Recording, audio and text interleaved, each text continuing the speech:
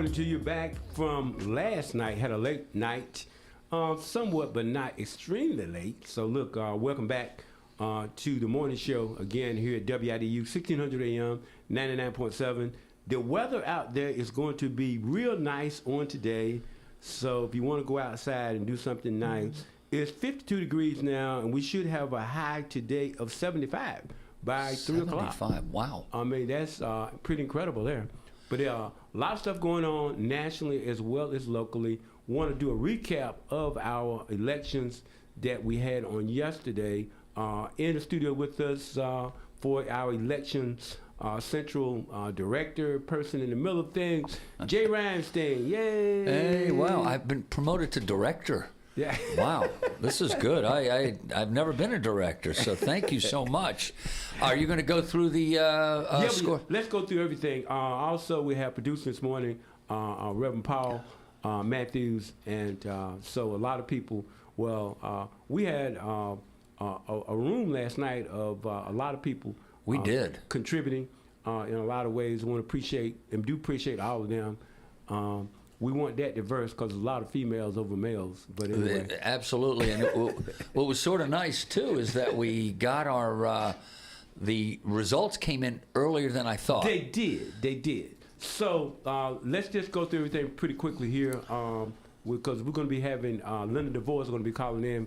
She is, around the 8:30 hour, right after the break. That's great. Right. So we're going to get her in to have her to explain why some people don't have a runoff and why some will. Exactly, and we had some close races too, which is very makes it very interesting when the races are close. Sure. So we begin with District 1 and just talk about the top three. And so now in District 1, you have the incumbent is Glenn Adams, a prominent attorney here in this community. He was not able to garner 30%. And right on his heels, a well-known community advocate. Yeah. Human relations. She was the human relations chair, I believe. Sheila Coffey. And then behind her, former city council member Larry Wright. So it's my understanding those three will be moving forth to what they call a runoff, which would be May the 12th. May the 12th. Okay, so the runoffs are on May the 12th. Yeah, close race. So they got a campaign down to that, and when that narrows down, District 1 in the Board of Commissioners is a majority-minority drawn district. Explain that to the listeners that, and to me again. Right. At a time when they were saying that African Americans didn't have a chance to gain an election because of systemic racism, blah, blah, blah, all this other stuff, and then they carved out a district specifically for African Americans. Yeah. And but you know what, though? I believe somebody's going to challenge that because the racial balance in Cumberland County is changed. Yeah. When it comes to registered voters now, last time I checked, it was... Isn't it very close? It was 300 more white registered voters than black registered voters. Wow. That's pretty close. That's right. Pretty much a tie. That's a tie, right. So I don't know how much longer we will need, if you will, a minority-drawn district, but that's another story. But still, so that's District 1. District 2... And if I could just add one thing, with Sheila Coffey, this would be her first time in office. Correct. She has both Glenn Adams, he's been in several terms. Larry Wright, again, as you said, City of Fayetteville council member. I don't know if it was 3 or 4 terms. So he was there almost 10 years. Yeah, so I think it was like 9. Because the pandemic stretched it out one of those cycles, and he was defeated by now 7th district. Is where he was at, and he lives in Southgate. So that part of Rayford Road, like you're going toward Rayford, 71st area, all of that, that's where District 7 is. Got it. So he was defeated by now incumbent still there, Brenda McNair. Yeah, and you have a good memory, I'll tell you, and I'm always impressed with people. You don't even have to look at any of the data. You got it all up there, Troy. Go on with your... It's impressive when people remember stuff like that. Yeah, but so he is, but he came in third, and so we'll see how that goes. But so now the issue is after the thing here is we have we have the I was looking at some data on Sunday, and I saw where African American women, they were dominating the Democratic primary vote. Yeah, I saw that, and I said, actually, when I saw that data, I thought that the white guys might be in trouble. And you're looking at me? And it is what it is. I have to be right, There you go. Right. So, so we're moving up now to the still in the Board of Commissioners, the at-large. At-large. Right. So Charles Evans squeaks by with 32%. So that means he is in. He is in, and also how they do the math, although she got 19%, coming in second place was the vice chair and also an incumbent, Miss Veronica Jones. She's in. She's in. But out was, and he's way out. Yeah, Marshall Faircloth. He's way out. That's what I was talking about, the white male. And he was an incumbent. Right, he was an incumbent. Yeah. Actually, Marshall Faircloth got 10% of the vote, 10.2.8. Veronica Jones was 19.51, and Charles Evans 32.39. So yeah, he was way down. Right. A surprise? When I saw that data, on Sunday, that talked about number one, about 70+% of the voters were African Americans inside the Democratic primary. Yeah. And almost 50% of those were African American women. I'm not surprised. So it will still, the board will still be comprised of, 5 Democrats, 2 Republicans? Is that correct? Well, you see now, that at-large race, they face opposition in November. Okay, got it. And they face opposition, Charles Evans and Veronica Jones. Who will they face? Greg West. Who is a school board? A school board. He's been on the school board for 24 years. Got it. It's a nonpartisan race, but he's been winning at large. Across the whole county. And also Ron Ross, who is a well-known person in this community. So it could be pretty tight, you think? Yeah, I think that's a real race there. Yeah. I think that's a real race. Got it. And so it's not a given that that the Democrats are going to take both of those seats. Got it. Very interesting. Very interesting. What other? There were some very close ones out there too. So let's go to the sheriff's race. Yeah, sheriff's race. So it's kind of an interesting thing. So Sheriff Enniswright, he retires, and he taps this guy, Jonathan Morgan, to be his replacement. Right. Morgan does something that upsets him. Yeah, and then he endorses. And then actually he pulled his endorsement, and he goes with McDuffie. By his own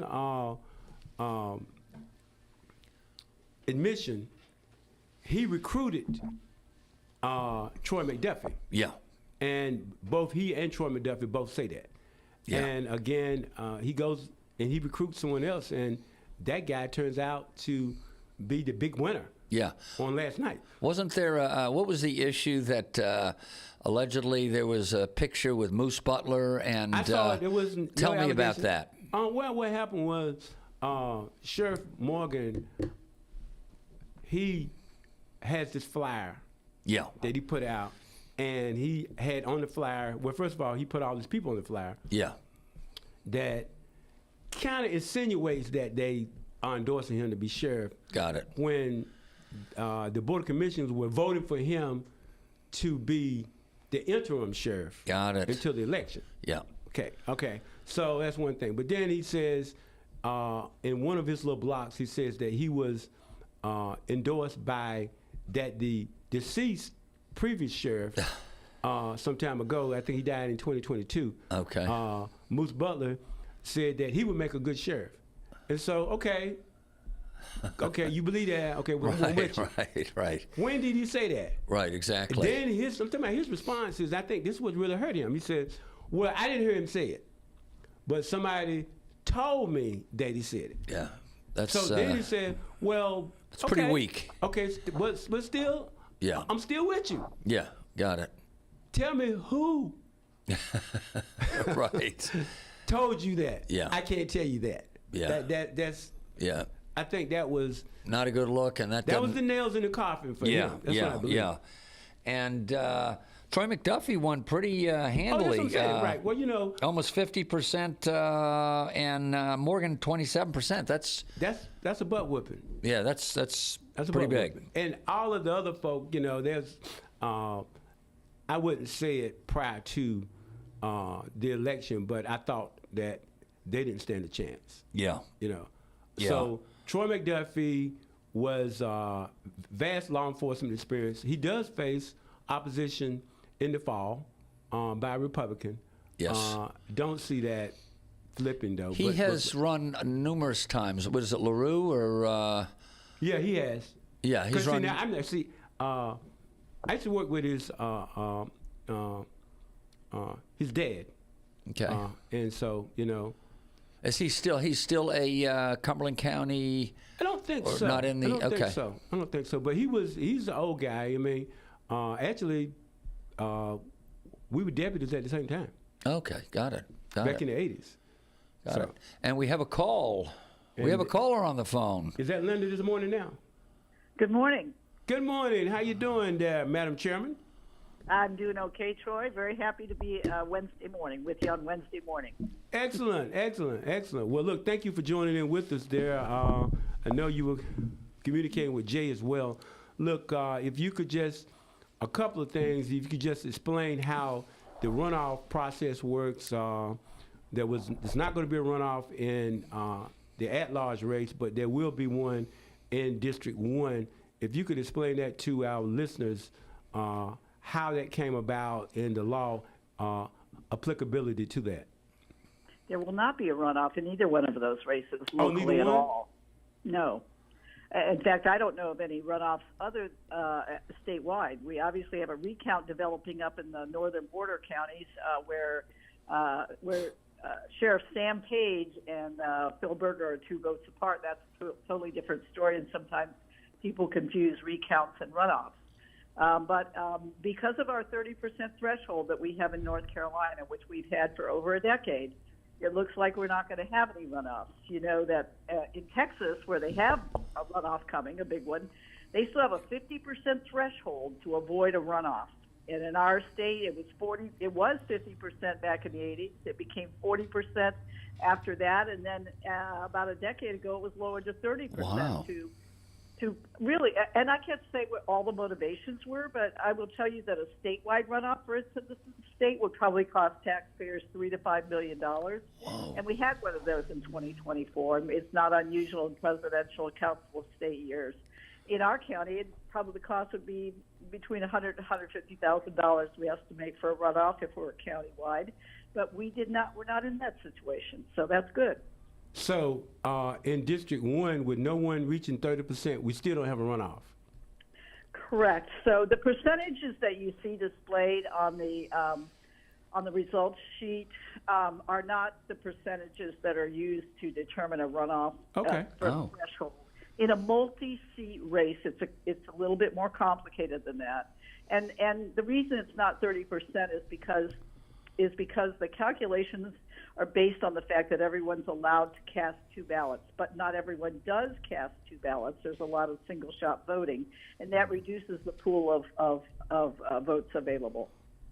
So in District 1, the winners are, I know it's unofficial, but do we have 2 unofficial winners? We do. Glenn Adams and Sheila Cuffey. Okay. Who are that's 10 great. votes apart, by the way, but since they would both make it through, the 10-point difference, even though that sounds like recount range, does not create the possibility of a recount. Could you explain again? I hear single shot. Could you just explain the single shot voting process? Why people do it? Yeah, well, why is a little bit more of a challenging question to answer, but it's encouraged by candidates, I understand, quite a bit. And some people just have one person they're focused on in a race, and they want that person to win. And the strategy involved is that if you vote for your second choice, that might be a lot of the first choices for somebody else. And so if you want to advance just your candidate, you have a strong interest in one, then you'll use only one of your two votes and dilute your own vote to perhaps advance your favorite candidate. Interesting. And you think many people do that, use that strategy? Thousands. Wow. Yeah, I mean, I can believe that. So, District 1, so they're not facing opposition in the general election. So that's pretty much a done deal for District 1. Yes, it is. That's the truth. Mm-hmm. Okay, so let's move on to the at-large races then for the Board of Commissioners. Okay, and there also we've avoided a runoff. Okay. In fact, which is very interesting. There were several thousand people who used only one of their two votes, and that reduces the threshold for the second place finisher to be a clear winner. But in this case, there's actually a considerable amount of cushion there. The 30% threshold makes anyone who gets over 5,800, and there were three of them who cleared the threshold, but the top two in that case are the winners, and that would be their parent winners. That would be Charles Evans and Veronica Joe. Okay, all right. Okay, well, and then come fall, because they have opposition from the two Republican nominees, it's just whoever gets the greater votes. Yes, that's correct. This is just all these calculations are about primaries. Right. It was interesting. No runoffs after November election. So, but I find it interesting. So, but the whole thing is that you say 30%, but when we're looking at these things, is that someone has to make a calculation. So we really don't know until you guys do the math. I read the statute. Yes, that's right.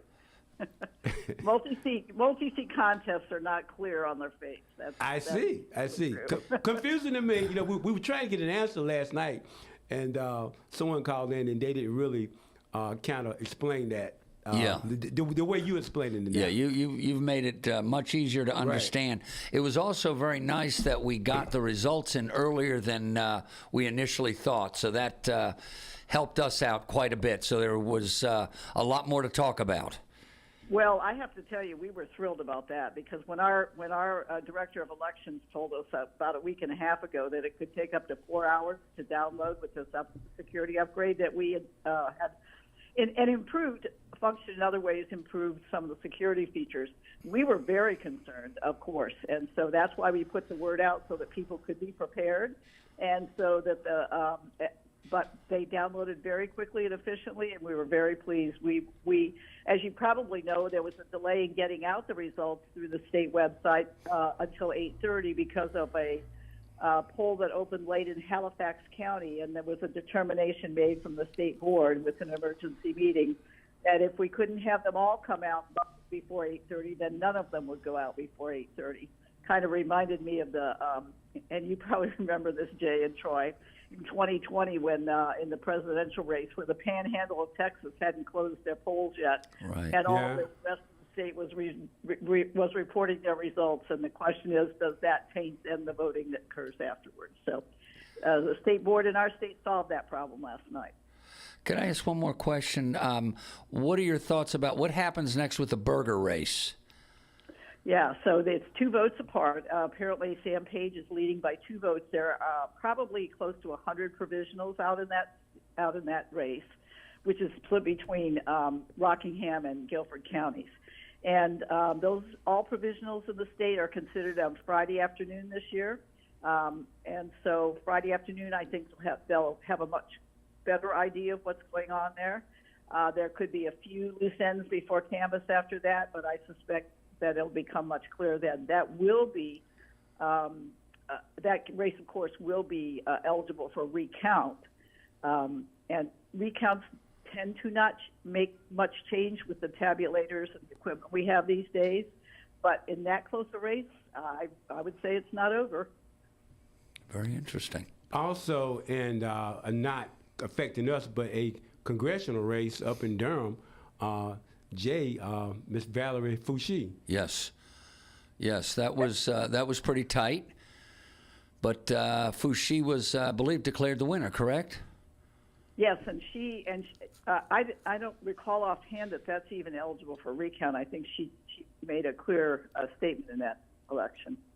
Yeah, and I think a lot of folks have been watching the Texas, what's happening with Texas, both Republican and Democrat in the Senate. I think Tallarico edged out Crockett, and there's going to be with Cornyn and Paxton, there's going to be a runoff.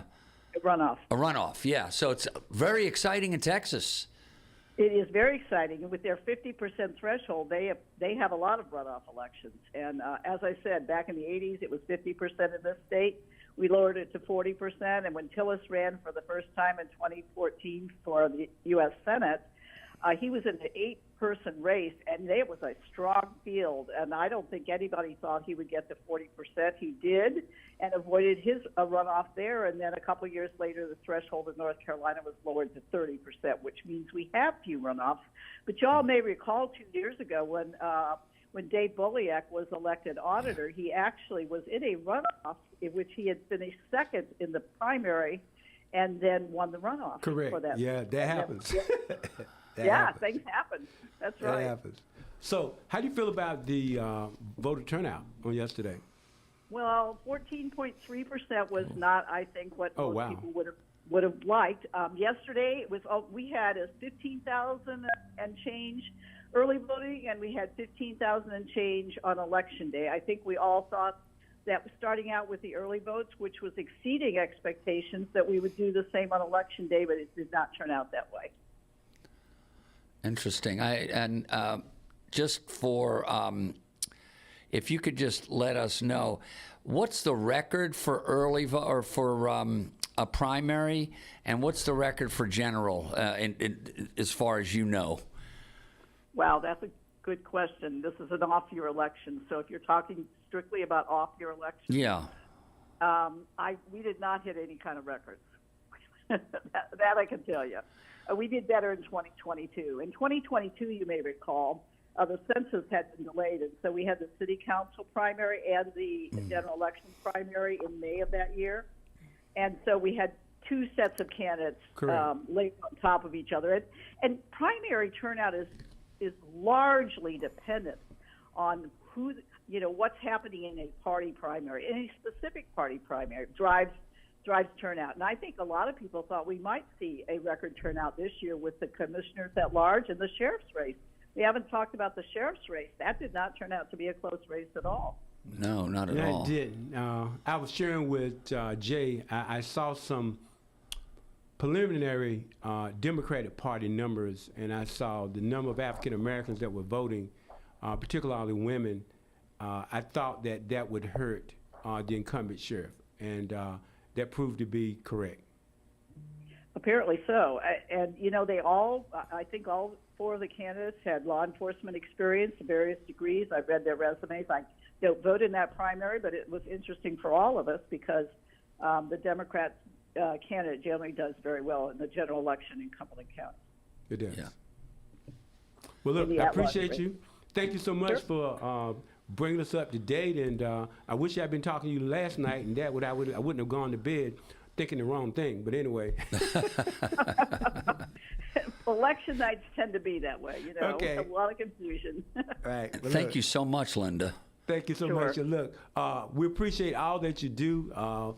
Certainly you are a wealth of knowledge. I mean, you really got your act together. I mean, I really appreciate you in a big way, just explaining things, and certainly for your leadership there at the Board of Elections. I think you guys are doing a marvelous job, and so we applaud you. I wish I could pay you, but I don't have any money, so I can just say thank you, okay? Well, we thanks again.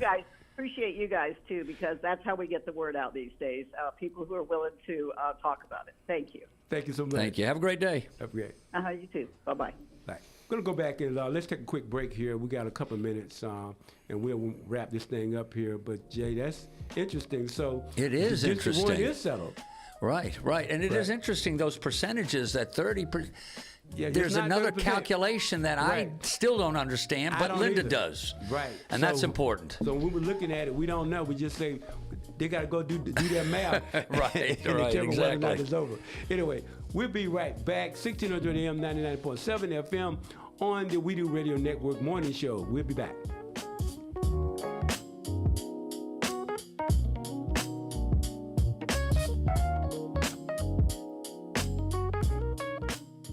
Former Governor Roy Cooper won the Democratic nomination for the U.S. Senate last night. Meanwhile, as expected, Republican Michael Whatley won his nomination for the Senate, and they will meet in the fall. Senate President Pro Tem Phil Berger trails Rockingham County Sheriff Sam Page by just 2 votes this morning in the Republican primary to represent the Senate 26th District in North Carolina. Lori Buckout has won the Republican nomination in a crowded field for the 1st Congressional District. She will face Don Davis, the incumbent congressman, this fall. Incumbent Chuck Edwards is the projected winner of the Republican nomination in North Carolina's 11th District in the Mountains. Freshman Representative Pat Harrigan has won the Republican primary in the 10th District. David Rouser has won in the 7th District and is expected to face Democrat Kimberly Hardy. Mike Rayleigh, NCN News. I'm Jamie Monticelli, WIDU Radio News. Detectives with the Fayetteville Police Department's robbery unit are asking for the public's help in a business robbery investigation that occurred at the Exxon located at 2302 Gillespie Street on February 25th. That day at about 9:30 p.m., officers responded on a report of a business robbery. The suspect, an unknown white male wearing a gray Nike hoodie and dark camo pants, entered the store, demanded money while making it look like he had a firearm, and threatened the store employee. The suspect fled from the scene on foot. Detectives are looking for the public's help identifying the pictured individual up on their Facebook page involved in the robbery. The photos are not good quality. If you know anything about the investigation, call 910-584-3115. Mayor Mitch Colvin will share his State of the City address. This is Tuesday, March 10th at 6:30 p.m. at City Hall. If you can't make it to the in-person event, you can stream it live on faytv.net or Spectrum Channel 7. From WIDU Radio, I'm Jamie Monticelli. Once we get past a fairly cool morning with perhaps some patches of fog, we're looking at a mid-spring kind of feel for the rest of the week. High temperatures today mainly making it into the mid-70s under a mix of clouds and sunshine. Overnight, it's partly to mostly cloudy and mild with temperatures in the low to mid-50s. Then by Thursday, it's more of a mix of clouds and sun, high temperatures ranging between about 75 and 80 degrees. I'm meteorologist Chris Michaels in the NCN Weather Center. You ever notice how most helpful information always seems to show up just a little too late? Like, oh, the deadline was yesterday. Or, you know you could have saved money if you'd done that earlier. Timing matters. That's why Fayetteville PWC wants you to know the summertime of use schedule begins April 1st. With smart timing, you can lower your energy costs by running appliances like washers, dryers, and dishwashers outside of peak hours. And by adjusting your thermostat just a few degrees higher between 3 and 6 in the afternoon, you can save even more. It's a simple shift that helps reduce strain on the energy grid, supports a more sustainable future, and keeps power reliable for everyone in our community. Because at Fayetteville PWC, we're committed to being environmentally responsible, dependable, and deeply invested in the place we all call home. Timing matters, and smart timing means savings. Learn more at startsaving at faypwc.com. Angelic Florist Creations, 442 Hillsborough Street, Fayetteville, is family owned and operated, proudly serving the Fayetteville area. Whatever the occasion, Angelic Florist Creations can create a floral arrangement or gift for any occasion or holiday. Angelic Florist Creations has prompt, friendly, and caring service. If you want to say you care, you can always say it with flowers from Angelic Florist Creations, 442 Hillsborough Street, Fayetteville. Call 910-485-2205. Are you looking for an opportunity to serve the community? Become a part of the decision-making in the City of Fayetteville government and apply to fill an upcoming vacancy on our boards and commissions. You can apply now through January 31st by visiting fayetteville.nc.gov/boards. Click on the red Apply button found in the middle of the page. Boards and commissions are a great way for residents to engage in their community and help build a greater Fayetteville. It's Jeff Thompson, your bloomin' idiot from Bell's Seed Store, directly across the street from the courthouse in wonderful downtown Fayetteville. You know, I know there's a lot of vegetable gardeners out there, and if you're looking for some place to find the perfect vegetables to put in your garden, I've got every one you could possibly want. I've got all of your late winter vegetables. I've got your summer vegetables, squash, tomatoes, cucumbers, broccoli, lettuce, cabbage. I've got probably 30 different types of herbs. I've got tons of different varieties of pepper plants. Any kind of vegetable you want to grow, if you can't find it at Bell's Seed Store, there's seriously something wrong. And then if you want to get flowers for your yard, Lord, I've got more color going all over the place for all the flowers, for all the vegetables, for your trees, your shrubs, anything you want to plant in your lawn and garden, you need to come check us out. It's right across the street from the courthouse, 230 East Russell Street in downtown Fayetteville at Bell's Seed Store, your hometown lawn and garden center since 1919. We're starting out fairly cool this Wednesday morning, maybe some patches of fog as well. But the big warm-up, it starts today as we're in mid-spring form for the rest of the week. High temperatures for today, mainly in the 70s under a mix of clouds and sunshine. Overnight, more clouds, temperatures 50 to 55 degrees. Thursday afternoon, high temperatures ranging between 75 and 80 degrees, near record highs Friday and Saturday. I'm meteorologist Chris Michaels in the NCN Weather Center.